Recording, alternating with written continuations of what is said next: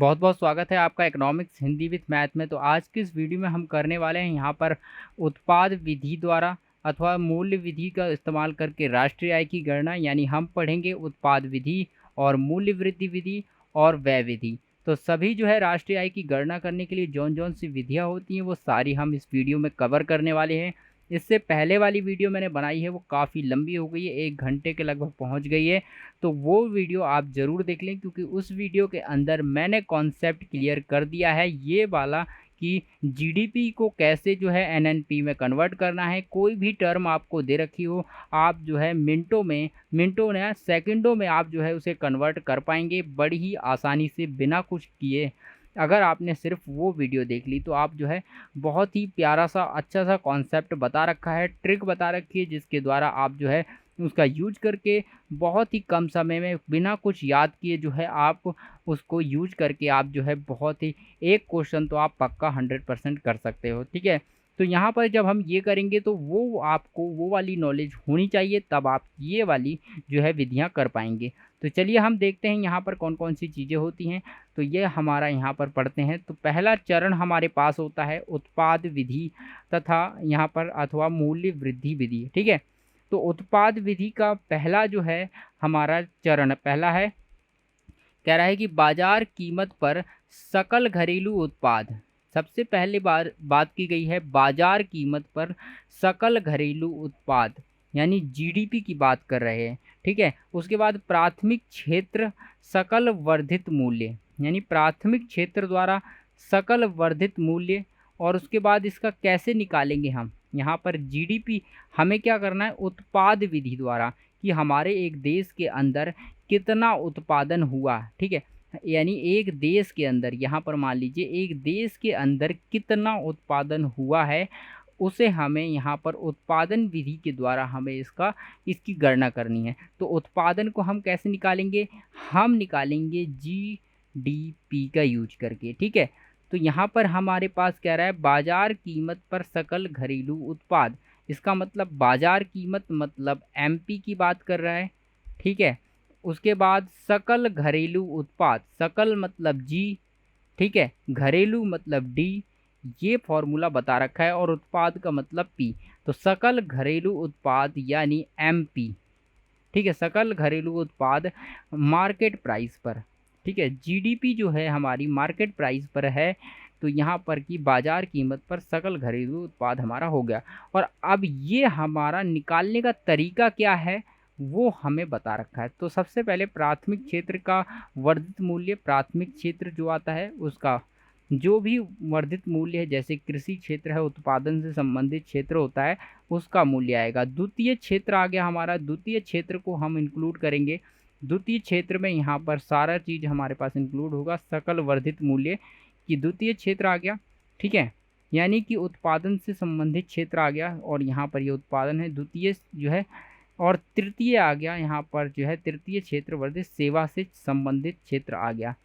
तो आपने पढ़ा होगा, आपने पहले ही इकोनॉमिक्स में पढ़ रखा होगा कि यहाँ पर प्राथमिक द्वितीय और तृतीय क्षेत्र होते हैं, 3 क्षेत्र होते हैं। तो इसमें सिंपल सी बात है, तीनों क्षेत्रों को मिला देंगे तो हमें मिल जाएगा जीडीपी। क्या मिल जाएगा, एक जीडीपी प्राप्त हो जाएगा। कौन सा जीडीपी मिलेगा, एमपी मार्केट प्राइस पर हमें जीडीपी मिलेगा।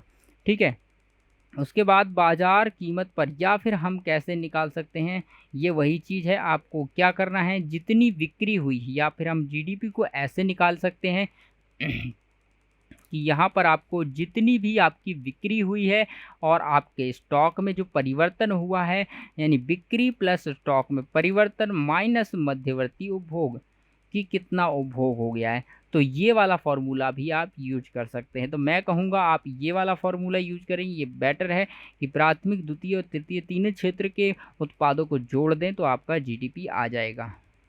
ठीक है, एक बार जीडीपी आने के बाद आपको यहाँ पर जाना है नेक्स्ट। तो यहाँ पर आपको द्वितीय क्षेत्र पर जाना है। तो यहाँ पर द्वितीय क्षेत्र क्या होता है कि तीनों क्षेत्र को आपको पता होना चाहिए। तो ये देखिए, बाजार कीमत पर सकल घरेलू उत्पाद कैसे निकालते हैं, यहाँ पर कह रहा है बाजार कीमत पर सकल घरेलू उत्पाद में से मूल्यह्रास माइनस कर देंगे। सबसे पहला, दूसरा था, पहला ऑप्शन था क्या, पहला था कि हमें जीडीपी निकालना था। तो मैं आपको एक्सप्लेन करते चलूँगा।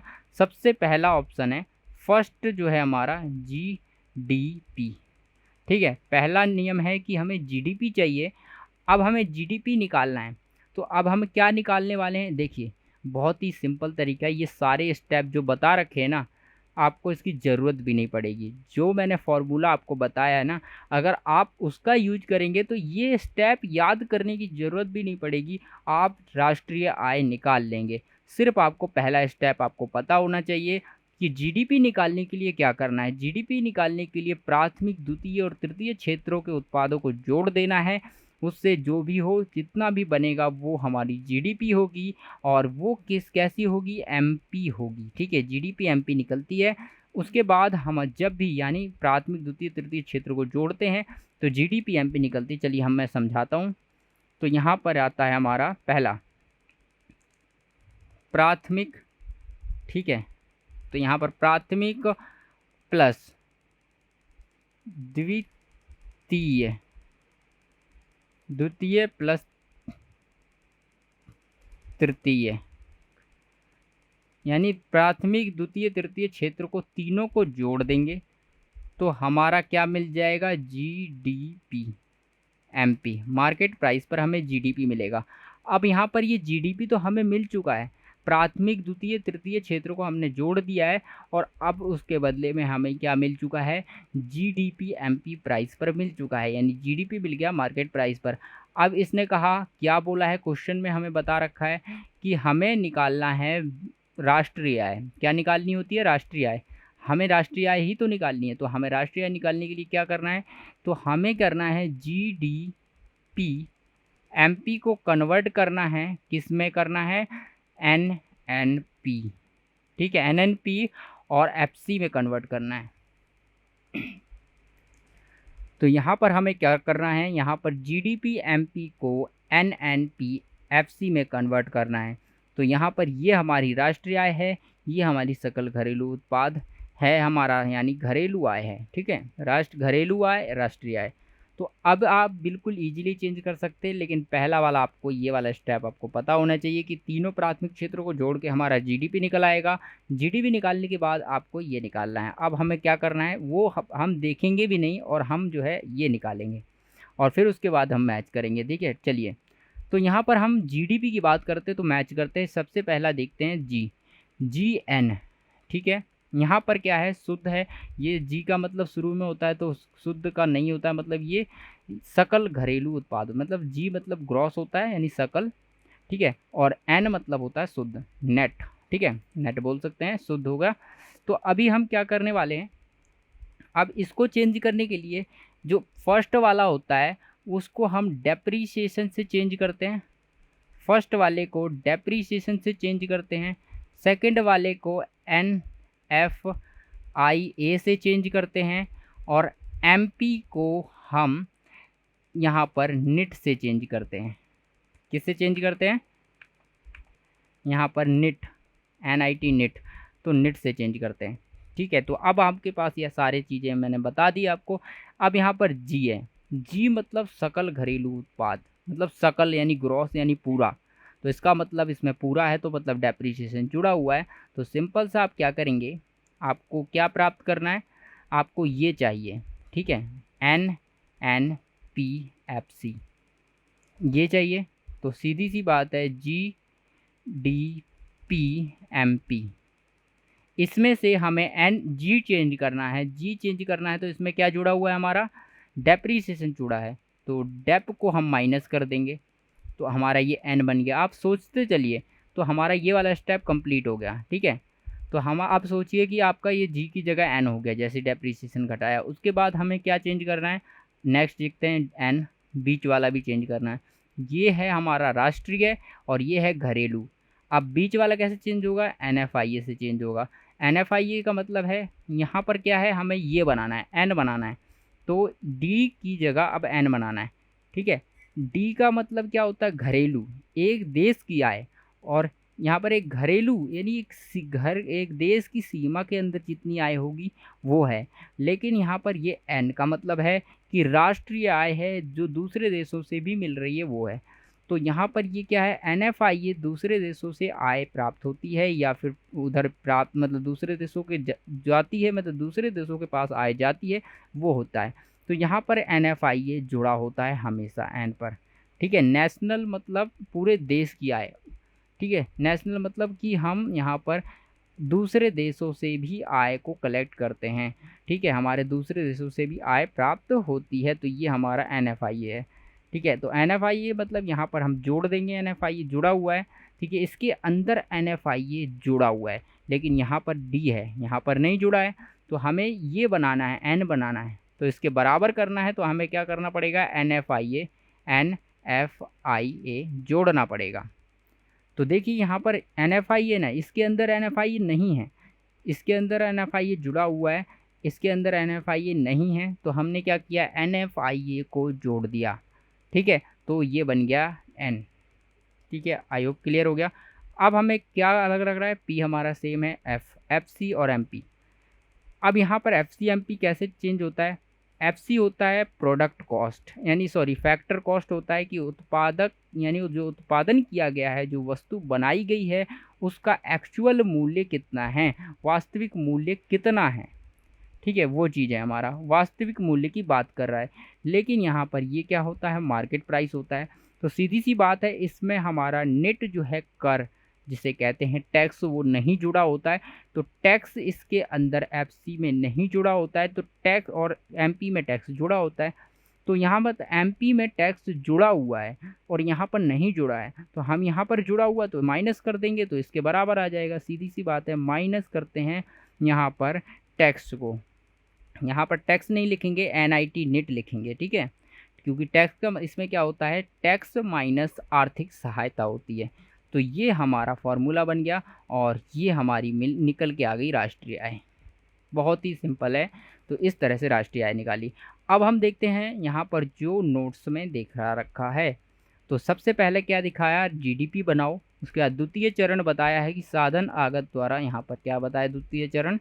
दूसरा जो चरण है हमारा, वो हमें बता रखा है कि साधन लागत पर जो है घरेलू आय, यहाँ पर क्या है, बाजार कीमत पर निवल घरेलू उत्पाद, यानी ये है। इसमें से सीधी सी बात है कि अगर आपको N, यहाँ पर देखिए, यहाँ पर क्या है, ये जो है अजीब तरीके से लिख रखा है, यहाँ पर हम इसको नहीं देखेंगे, मैं भी कंफ्यूज हो जाता हूँ इसको देखकर। तो इस तरह से हमें कभी भी नहीं देखना है। तो अभी मैंने जैसे बताया वैसे देखना है, जैसे कि साधन लागत फैक्टर कॉस्ट की बात कर रहा है, ठीक है। फैक्टर कॉस्ट मतलब FC, फैक्टर कॉस्ट है, पर शुद्ध मतलब N, ठीक है। घरेलू उत्पाद, घरेलू मतलब D, घरेलू मतलब D, डोमेस्टिक उत्पाद मतलब P, और फैक्टर कॉस्ट है तो फैक्टर कॉस्ट लगा देते हैं। तो ये चीज़ है हमारी, ये दे रखा है। अगर हमें अभी हमने क्या बनाया है, सिर्फ अभी हमने मूल्यह्रास को माइनस किया, जैसे कि अभी मैंने बताया, जैसे हमने मूल्यह्रास को माइनस किया तो ये N चेंज हो गया, जैसे कि हमने यहाँ पर किया था। यहाँ पर मैंने मूल्यह्रास को माइनस किया था, डेप्रिसिएशन को माइनस किया था, तो हमारा N चेंज हुआ था। तो मैंने यहाँ पर देखिए N चेंज, G था ना, G को N में बनाने के लिए मैंने क्या कर दिया, D यहाँ पर डेप्रिसिएशन माइनस किया, तो ये इक्वल हो गया। तो वही चीज़ है, तो ये हमारा इतना बन गया। अभी मैंने एक साथ एक स्टेप में ही कर दिया है, बिल्कुल आप भी कर सकते हैं ऐसे।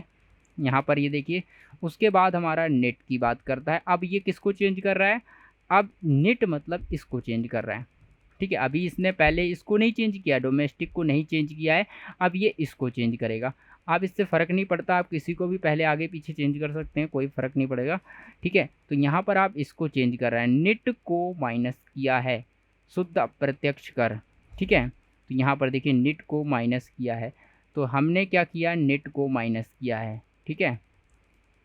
तो नेट को हमने माइनस किया है। आप सोच रहे होंगे अब नेट क्या होता है, नेट को कि टैक्स जो है हमने क्या किया, हमें पता है कि ये फैक्टर कॉस्ट है और यहाँ पर MP है, जो कि अभी मैंने आपको समझाया था, मार्केट प्राइस में पहले से इसमें जुड़ा हुआ है, इसमें जुड़ा हुआ है लेकिन इसमें नहीं जुड़ा है।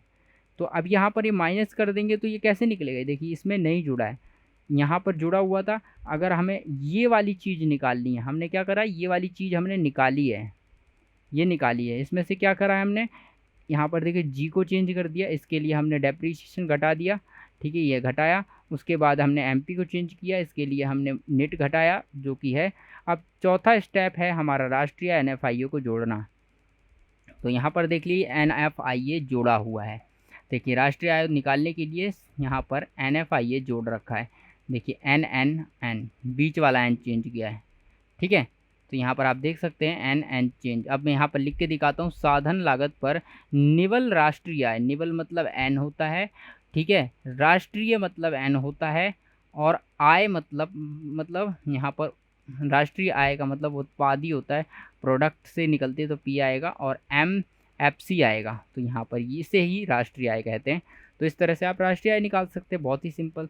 बस यहाँ पर आपको पहला प्रोडक्ट याद रखना है कि प्राकृतिक प्राथमिक द्वितीय तृतीय आपका होना चाहिए, और यहाँ पर ये चीज़ जो है जुड़ी हुई है, यहाँ पर देख सकते हैं आप, यहाँ पर ऐड कर रखी है, ये देखिए ये ऐड कर रखी है, एनएफआईए को ऐड करा है, हमने भी वही किया है, एनएफआईए को ऐड किया है, ठीक है। तो देखिए यहाँ पर इतने सारे स्टेप आपको पढ़ने ही नहीं है, मैं आपको ये स्टेप इसलिए बता रहा हूँ ताकि आपको कंफर्म हो जाए कि ये फार्मूला जो मैंने बताया बिल्कुल सही है, ठीक है, और ये बिल्कुल शॉर्ट फार्मूला है। आपको बस ये फार्मूला आपको अगर समझ नहीं आया होगा, क्योंकि मैंने अगर आपको पिछली वीडियो आपने नहीं देखी होगी तो ये फार्मूला आपको बिल्कुल भी समझ नहीं आया होगा, क्योंकि पिछली वीडियो में एक्सप्लेन कर दिया है मैंने कि आप कैसे जो है किसी में भी चेंज कर पाएंगे, ठीक है। अगर आपके पास ये दे रखा है तो आप इसमें कैसे चेंज करेंगे, अगर आपके पास यहाँ पर अगर मैं मान लेता हूँ GNPFC दे रखा है तो आप इसको कैसे चेंज करेंगे, इसमें कैसे चेंज करेंगे, इसमें कैसे चेंज करेंगे।